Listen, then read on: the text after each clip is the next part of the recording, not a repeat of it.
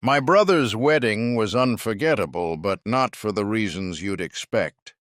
By the time he finished his groom's speech, I was already planning to change all the locks on my house. The moment I knew I had to change the locks wasn't when my brother Kevin got married. It was at his wedding reception, surrounded by 200 people, with a glass of cheap champagne in my hand. He was giving his groom's speech, all puffed up and beaming next to his new wife, Jessica. He thanked his new in-laws, he thanked our parents, and then he turned his gaze on me. A wide, shark-like grin spread across his face. "And a special shout-out to my little brother," he boomed into the microphone, and the room dutifully awed. "Thanks for holding down the fort at Grandma's old place while we're in Bali. We really appreciate you house-sitting." I smiled weakly, taking a sip of my champagne. My wife, Sarah, squeezed my hand under the table.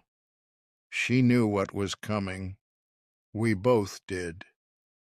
Kevin never did anything for anyone without expecting a thousandfold return. He then wrapped an arm around Jessica's waist and continued, "Don't get too comfortable, though, because when we get back, the real party starts. Jessica and I have decided we're moving in. Time to turn that dusty old bachelor pad into a real family home." The room erupted in applause. My parents were beaming, my aunts and uncles were nodding approvingly. Jessica looked a little surprised, but she was so caught up in the moment that she just giggled and kissed his cheek. But I just stood there, my smile frozen on my face, the champagne turning to acid in my stomach. House-sitting? Bachelor pad? He was talking about my house. The house our grandmother had explicitly and exclusively left to me in her will. Kevin had received a very generous cash settlement, more than enough for a down payment on his own place. But Kevin has always believed that what's mine is his, and what's his is, well, also his. I tried to talk to him later, as he was making the rounds. I pulled him aside near the cake table. "Kev," I started, trying to keep my voice low. "What was that in your speech? About moving in?" He just laughed, clapping me hard on the shoulder. Lighten up, man. It's my wedding day. We're celebrating. He then leaned in, his breath smelling of alcohol and self-satisfaction. Look, it's a big house. You rattle around in there by yourself. We need a place to start our family. It just makes sense. Grandma would have wanted it." He didn't wait for a response, just winked and walked away to greet another cousin, leaving me fuming. The drive home with Sarah was silent until she finally said, "You can't let him do this." I knew she was right. For years, my family has enabled his behavior, telling me to be the bigger person, to not make waves. My mom even called me the next day. "Kevin's just so excited to start his life with Jessica," she cooed. "Don't ruin this for him." "It'll just be for a little while until they get on their feet." Until they get on their feet? He had a good job and the inheritance money sitting in his bank account. This wasn't about need.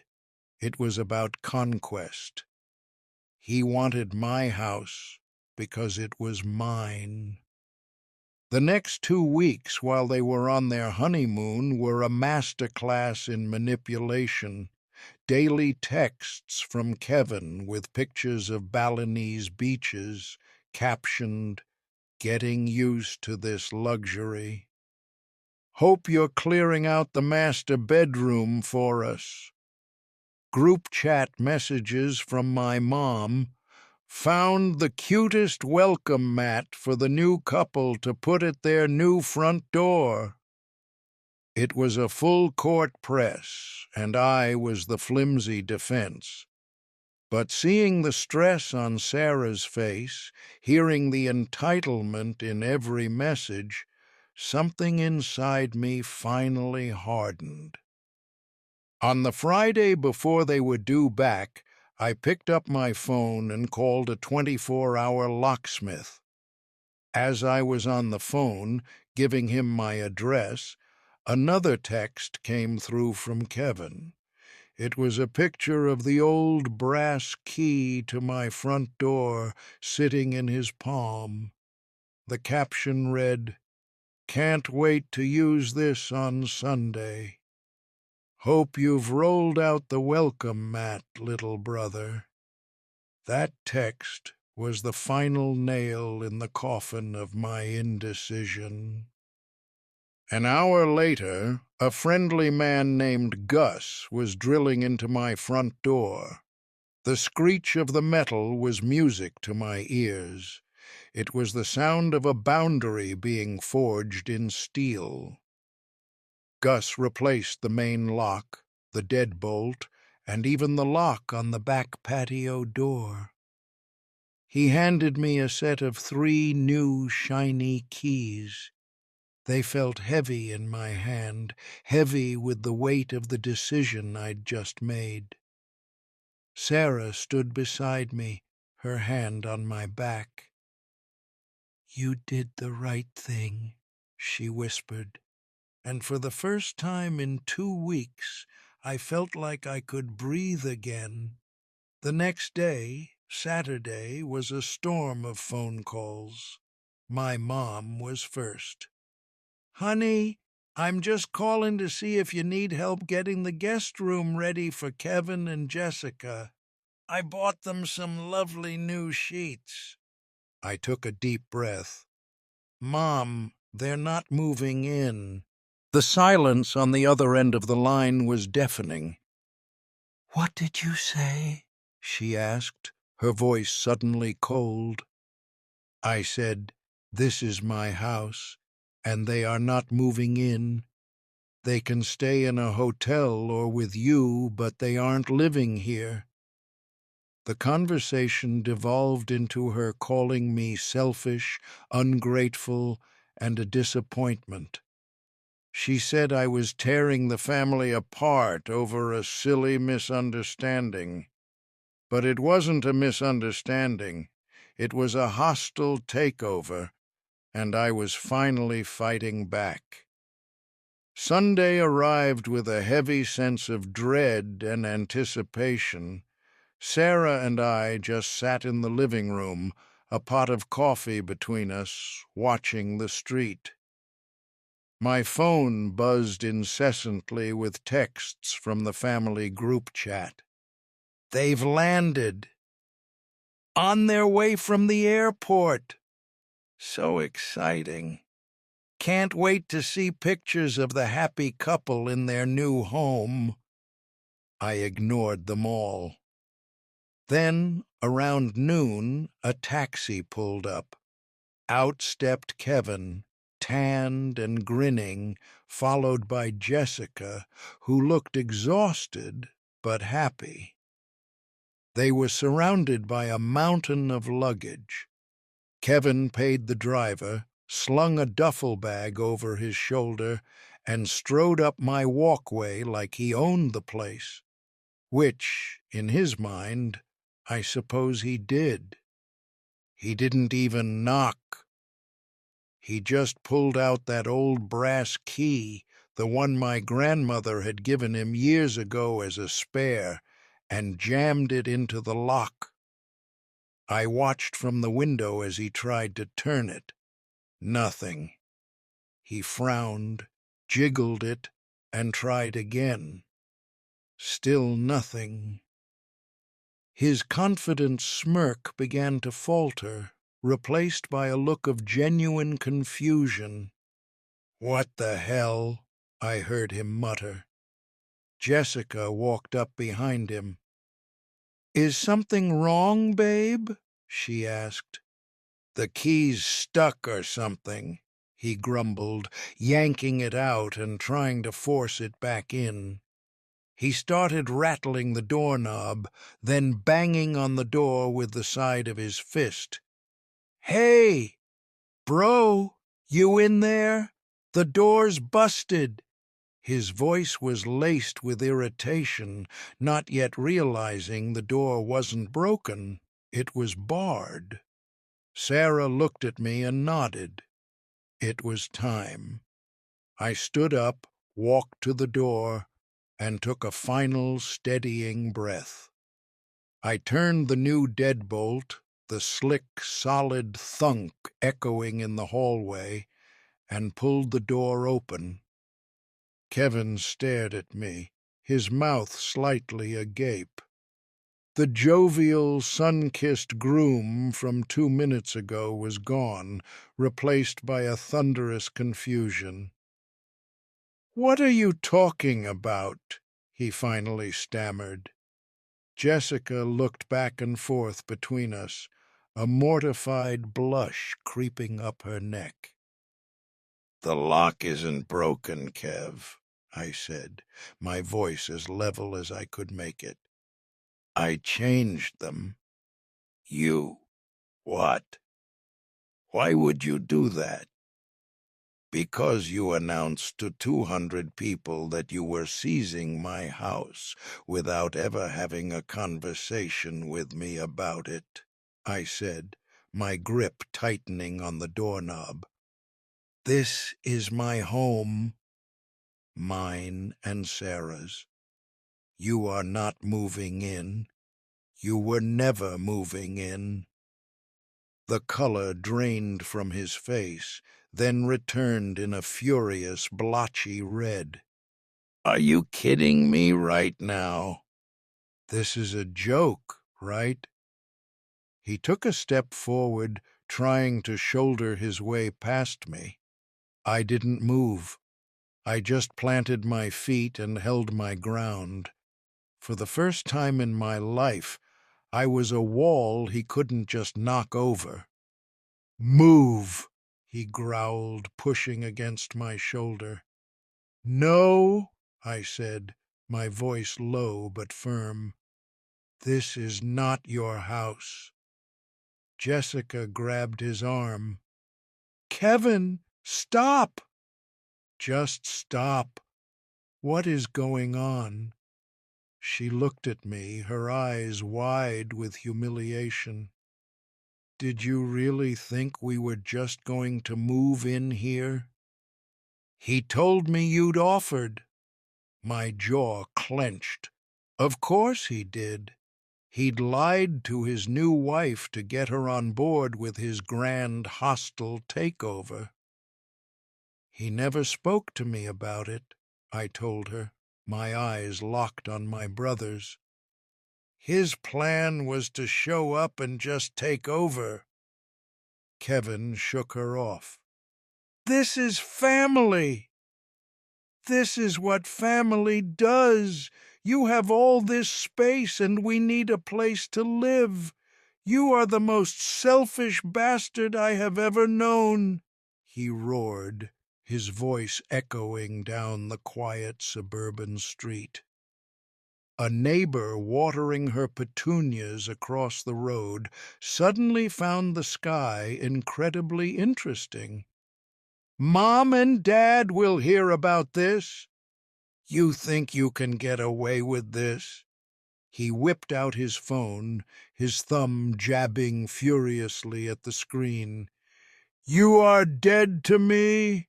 We're done." "Fine," I said.